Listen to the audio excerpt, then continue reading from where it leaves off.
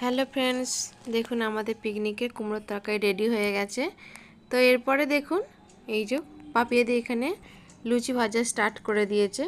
ওপরে ভাজা শুরু হচ্ছে কিন্তু ওপরে বৃষ্টি হচ্ছিলো, সেই জন্য এত পরিমাণে হাওয়া দিচ্ছে ওপরে ভাজা যাচ্ছে না, সেই জন্য নিচে বসে বসে ভাজছে।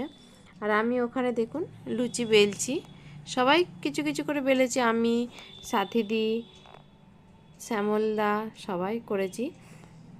তারপর এখানে আমাদের ফ্ল্যাটের সব থেকে ছোটো সদস্য বিভূষণ চলে এসেছে, প্রচণ্ড হাওয়া দিচ্ছে, সেই জন্য ওকে আরও একটু মোটা কিছু পরাচ্ছে।